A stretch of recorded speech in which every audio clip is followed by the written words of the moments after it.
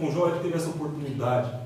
Ele conheceu as pessoas que estavam ali, ele conheceu o verdadeiro lado que realmente estava no coração da sua esposa. Por mais que ela tivesse estado com ele durante todos aqueles anos que o Senhor os havia abençoado. Porém, quando ele chegou naquela situação, ao invés de estar ali consolando e apoiando, ele disse: ó, porque você não amaldiçoa logo a Deus e morre. Muitas pessoas se encontram dessa maneira: ó, porque Deus não me abençoou, porque Deus abençoou tantas outras pessoas, e não me dá isso, não me dá aquilo. Porém, Jó, quando ele se encontrou naquela situação, ele nunca culpou a Deus. Já imaginou? Perder tudo, perder os filhos, perder a família, perder o emprego, perder aquilo que trazia o sustento para ele. Ele perdeu tudo de uma só vez. E por fim perdeu a sua saúde. Mas nem assim ele culpou a Deus. Senhor Deus, o Senhor tomou. Bendito seja o nome do Senhor. Amém. Glória a Deus. Amém. E nós observamos que, após ele negar a culpar a Deus, após ele negar a amaldiçoar a Deus, de repente seus 3 amigos, que eram mais velhos do que ele, ouvem o que aconteceu e eles se consentem entre si de ir ter com ele.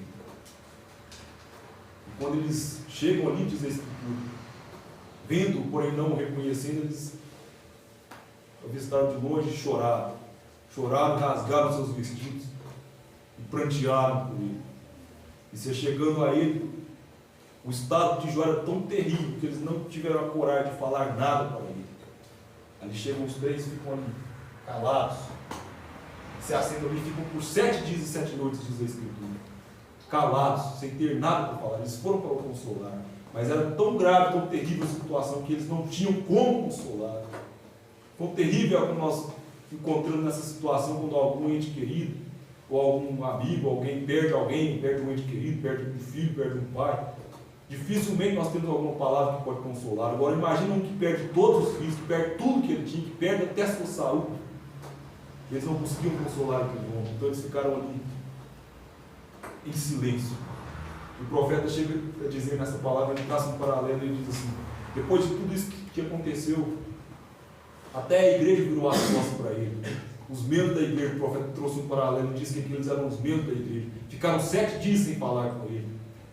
Eles não puderam falar nada. E ao passar os 7 dias, então Jó começa, vendo que eles não falavam nada, Jó começa a falar. E quem sabe alguém pensou: agora ele vai culpar a Deus. Agora ele vai colocar a culpa em Deus. Mas de repente o que Jó faz? Ele faz o contrário. Jó não amaldiçoou a Deus. Jó amaldiçoou o dia do seu nascimento, diz a Escritura. Ele amaldiçoou o dia do seu nascimento, mas não amaldiçoou a Deus. Verdade. Torna-se como trevas dos céus, do espaço, diz a Escritura. Que Deus não se lembre dele. E assim por diante nós podemos observar, através do livro poético de Jó, a forma como que ele descreveu aqui. Tinha tantas coisas, tinha tantas bênçãos de Deus, e de repente tudo se foi. Torna-se maldito o dia do meu nascimento.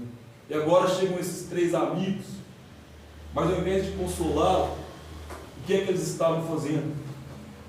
Oh, com certeza, porque você tem pecado encoberto. Ou você talvez o outro vem e diz: ah não, talvez os seus filhos blasfemaram contra Deus. Não era nada daquilo que eles estavam acusando a ele. E muitas pessoas se encontram nessa situação. Ah, todo esse mal tem sobrevivido sobre mim, talvez porque eu fiz isso, porque eu fiz aquilo.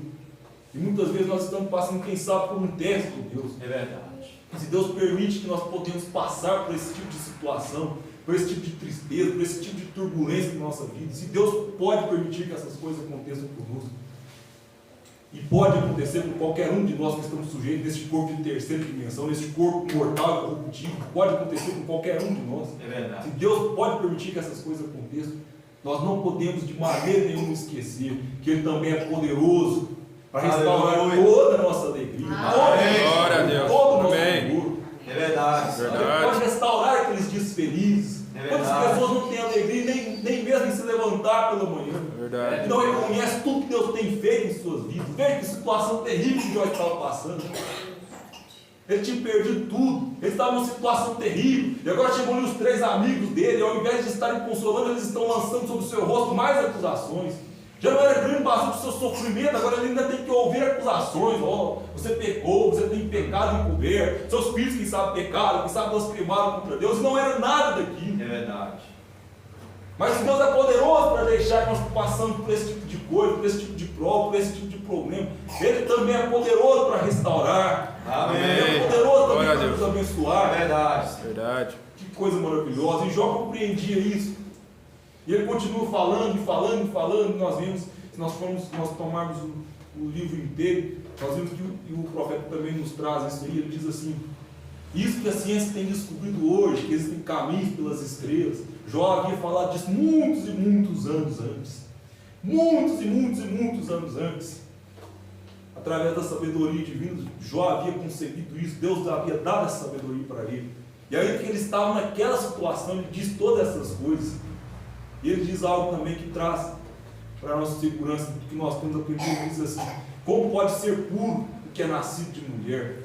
Jó disse isso também lá na antiguidade. Isso que Deus mostrou para nós através da mensagem do 7º anjo, do 7º mensageiro, da 7ª era da igreja. É verdade.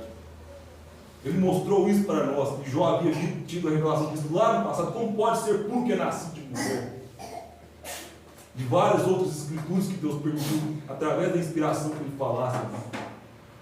Ele prossegue dizendo, de repente ele diz: como eu gostaria que Deus me respondesse, como eu gostaria de ouvir a Deus, de ouvir dele a resposta. E começa a falar, começa a clamar.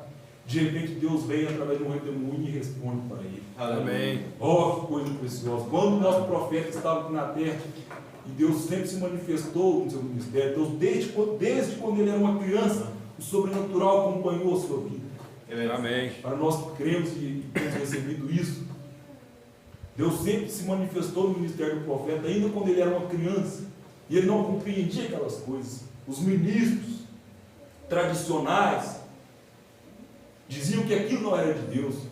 Porém, quando ele leu nas escrituras, ele diz assim: e respondeu Deus a Jó de um redemoinho. Amém. Se Deus respondeu a Jó de um redemoinho, ele pode me responder. Amém. Glória. Porque ele é o mesmo ontem, hoje e eternamente. Amém. Então Deus vem, desce através de um redemoinho e começa a responder para Jó.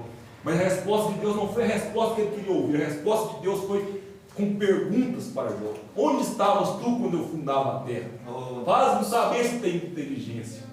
E começou a mostrar para ele. O profeta disse assim: naquele tempo do qual Deus estava falando, Lúcifer ainda era Lúcifer, ele ainda não havia caído, ele não havia sido tentado, o pecado do seu coração ainda não havia sido manifestado quando ele arrastou a 3ª parte dos anjos após si. Naquele tempo que Deus estava falando isso para Jó: onde estavas tu quando eu fundava a terra? Nesse tempo Satanás ainda não era Satanás, ele ainda era Lúcifer. Como diz a Escritura, fosse perfeito em todos os seus caminhos, até que se achou iniquidade em ti. Onde estavas tu, a estrela, filha da alva, que se elevava ao mais alto do céu, foi lançado ao mais profundo dos abismos. Via Satanás como um raio ser lançado do céu, diz a Escritura. Mas quando Ezequiel estava fazendo aquele paralelo em relação ao rei de Tiro, ele diz assim: estavas no Éden, jardim de Deus, eras querubim ungido, e perfeito fossem todos os teus caminhos, até que se achou iniquidade. É verdade. E quando a iniquidade começou no coração de Lúcifer, ele fundou o primeiro partido político que já existiu na história. Começou a fazer política ali, e juntou a 3ª parte dos anjos e arrastou a posse. Verdade. Onde estavas tu quando eu lançava os fundamentos da terra? Deus respondendo para Jó através da sua pergunta: onde estavas tu quando eu lançava os fundamentos da terra? Faz-nos saber se tem inteligência. Quem deu luz para o Orion? Começou a mostrar todas essas grandes coisas, todas essas profundidades a respeito do que Deus tem para nós. E Ezequiel diz em uma das escrituras que nós devemos estar em águas profundas. Em águas profundas e mais profundas. E Deus começou através de sua profundidade mostrar, esclarecer, esquadrinhar aquilo para Jó. Quem guia a ursa? Quem deu luz para o Orion? E começou a mostrar tudo o que ele fez. Quem estendeu o cordel sobre ela? Oh, que coisa preciosa. E então Jó começou a reconhecer. E quando ele se humilhou, quando Jó se humilhou, então ele foi aceito perante Deus. Verdade. E aqueles 3 amigos estavam ali acusando ele. 3 amigos. Oh, quem sabe é um pecado encoberto. Oh, quem sabe é um pecado do seu filho. O outro vinha e dizia outra coisa. Tudo que não era a favor de Jó. Mas de repente chega um ali chamado Eliú. Aleluia. E o profeta disse: Eliú representava Jesus Cristo. Glória. E assim por diante. Nós observamos o ministério, a forma com que os anjos ministradores trabalham. Nós podemos ver Deus manifestado em todas as coisas. Verdade. Jeová Rafa, o Senhor é nosso curador. Rafael, o Senhor é nossa cura. Eliú representando Jesus Cristo. E ele não acusou igualmente os outros amigos haviam feito. Porém ele apontou para Deus. Apontou para Deus, apontou para o Criador. E o que foi que Jó fez? Ele se humilhou. É verdade. Então, quando Jó se humilhou, a ira de Deus se acende contra aqueles 3 amigos de Jó. Agora vai lá e pede Jó para orar com vocês. Pega os 7 bezerros ali, pega os 7 carneiros. Pega os 7 carneiros e oferece os 7 altares ali.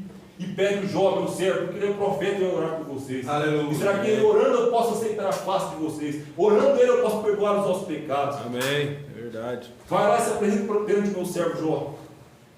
E quando eles foram ali se apresentar por Jó, Jó não retribuiu por que eles tinham feito. Imagina se Jó fosse retribuir: quem sabe o pecado de vocês falarem. Não, Jó tomou aqueles cordeiros, aqueles carneiros, e ofereceu 7 sacrifícios ali, e orou por eles. E quando ele orou, os seus pecados foram perdoados. Quando ele orou, Deus perdoou, a ira de Deus se apartou. E diz a Escritura: e virou Deus o cativeiro de Jó. Mudou Deus o cativeiro de Jó quando ele orava pelos seus amigos. Amém. Glória a Deus. Coisa preciosa. Glória Mudou a Deus. Deus o cativeiro. Agora você não vai Amém. ter mais sofrimento. Essas feridas agora vão desaparecer. Oh, Deus.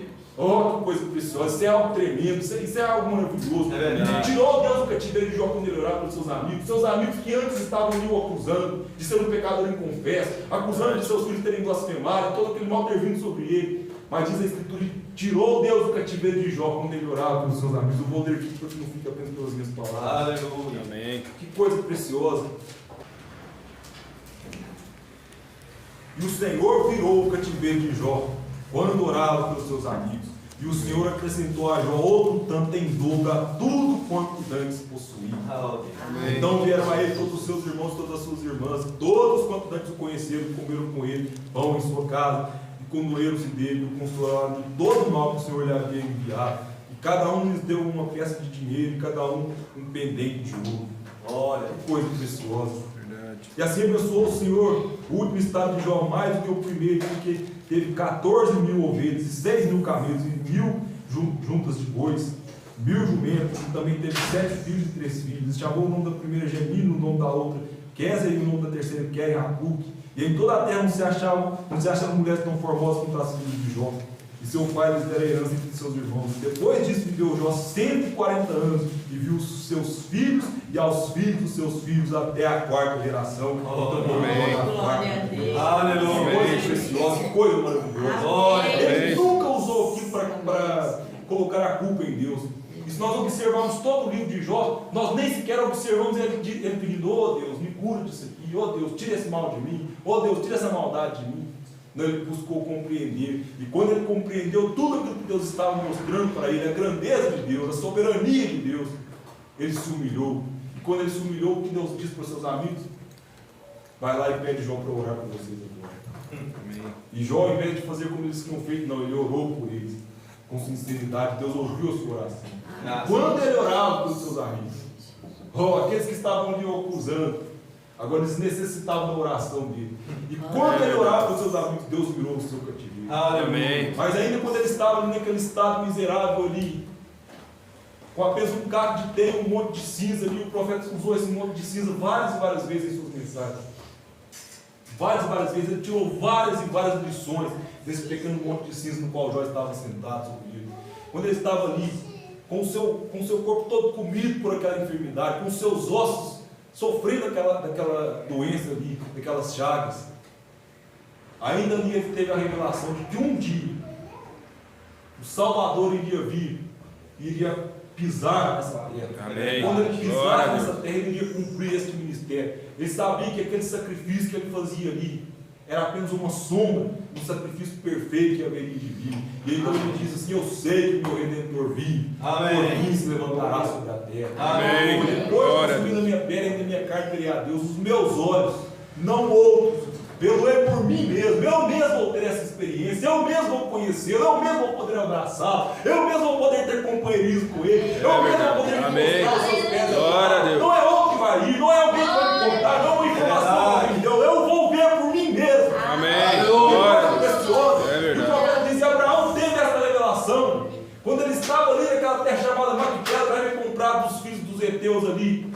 E o corpo de Sara havia sido sepultado naquela sepultura. Ele disse: o meu corpo também será sepultado aqui. Porque Jó, que havia vivido antes dele, havia dito: eu sei que o meu Redentor vive. Então ele sabia: nesta terra aqui vai haver uma ressurreição. Aleluia. E pela fé, Jacó, quando ele desceu até o Egito, ele deu ordens e disse assim: não posso ser sepultado nessa terra. Torna a levar meu corpo para Canaã e me sepulte ali na sepultura dos meus pais. Amém. Então Jacó foi sepultado também ali em Macpela, onde Abraão havia comprado.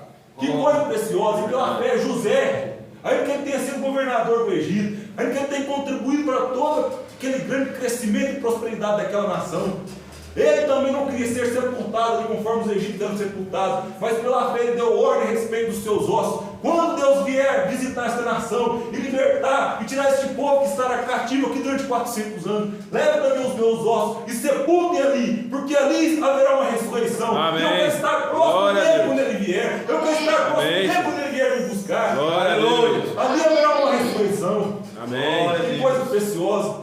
Por isso a Bíblia diz que quando Jesus Cristo foi sepultado ali, então ele, na sua ressurreição, os que haviam dormido, os santos do Velho Testamento, eles levantaram e foram vistos por muitos. É verdade. Porque eles estavam ali naquele lugar. Se eles estivessem sepultados aqui, eles iriam levantar aqui. Por eles estavam sepultados ali naquele lugar. É verdade. É verdade. Não existe coincidência na vida do Filho de Deus. É verdade.